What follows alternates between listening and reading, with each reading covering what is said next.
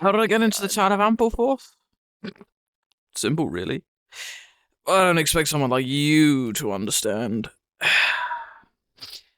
I do great work at an affordable price for everybody in this town. Now, don't you think it's just a little silly that I'm the only one here who can do all this work? Like, it just boggles my mind.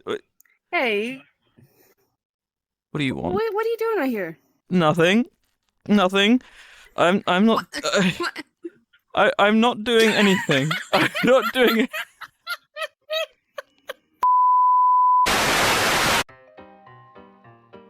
How did I get into this town?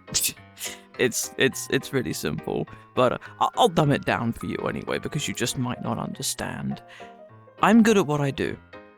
I do stuff at affordable prices, and because of that, people come flocking to me and want their shit repaired. Now, you know, I, as an individual, like to take pride in the fact that I fix stuff for people at an affordable price. Wouldn't you? Hey, Pilo. What do you want? Hey, I think this is supposed to be a video just talking about the town for newcomers, not about you. You know. Well, why do I fucking bother? Hello, newcomers. It is seem you found yourself in the town of AMpleforth. Isn't that a lovely thing? Now, you must be wondering what exactly is AMpleforth. You might have heard about it here and there, but you never really understood what it is. So I'm gonna sit here and tell you what it's about. You see, AMpleforth is, I guess you could say, a fan fiction, a headcanon of a good majority of Jar's game ideas. But mainly its influence came from Murder 4, the whole Murder series. And I just started spiraling after that.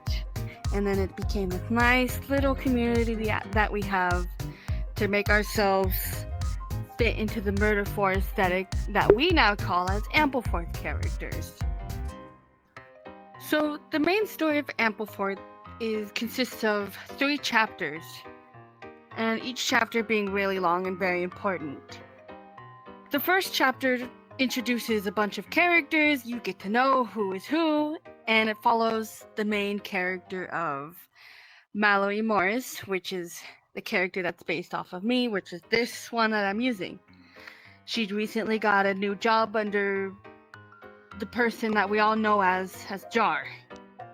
And it starts off alright, and then all of a sudden, first chapter, Jar just goes completely missing, and then everyone's like, oh no, what happened to her? And then at that chapter ends with Mallory going out to find her. That's how that one goes. Sorry, somebody's blasting Roblox over here. Lily. Come on, Mallory. As we dive into chapter 2 takes a drastic turn and it gets away from the whole Murder 4 Victorian aesthetic. Chapter 2 is the ideas from Jar that nobody else sees. It's an exploration of this whole new world that is outside of all this fancy town stuff. And we get to learn about this new world and how kind of messed up it is as Mallory makes her way through it and tries not to die. Now, as we reach to chapter 3, it's more of a solution to the main conflict of this story. First, AMpleforth is having its own issues with someone trying to take over and control it, whilst Mallory is still trying to save Jar from this whole otherworldly thing to bring her back. So we got 2 types of things going on there. It's not quite done, but it's almost done, and I'm almost like complete with it, but it gets really messed up.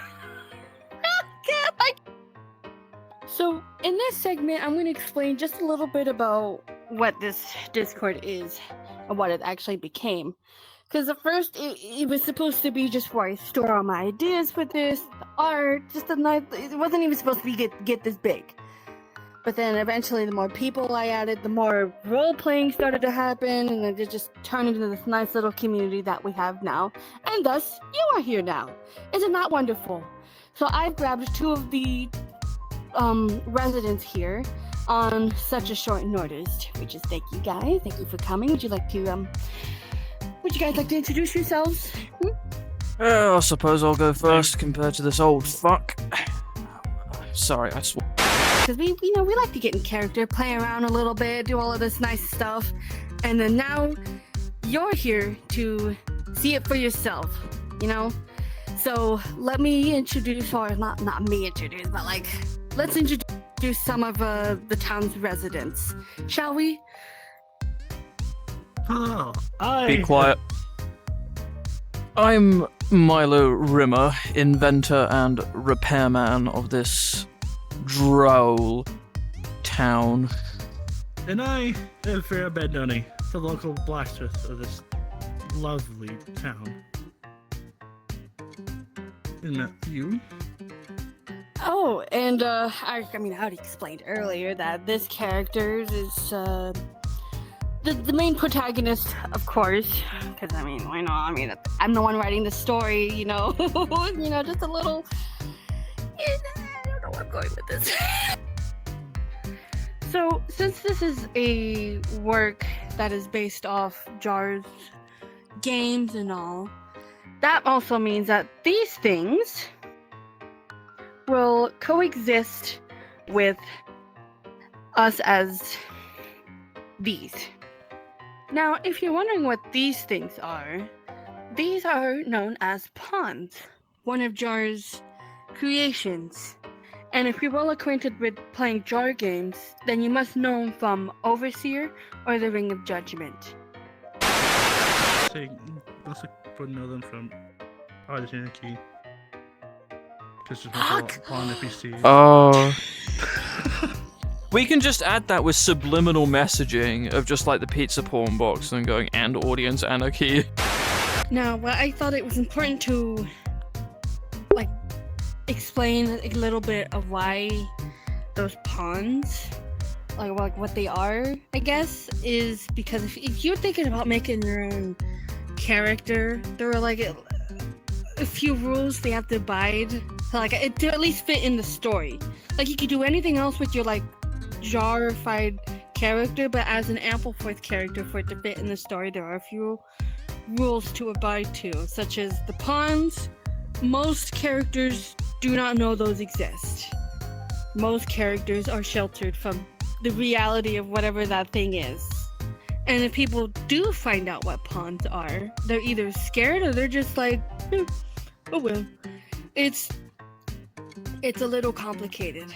It's just a little complicated.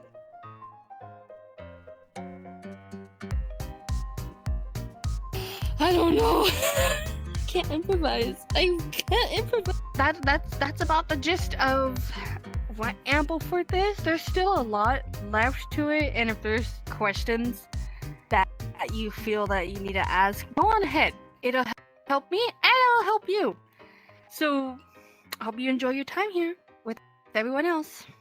Don't go crazy.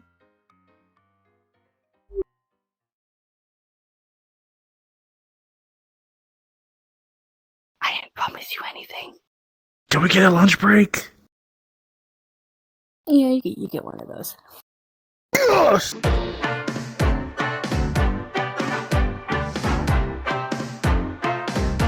Let's do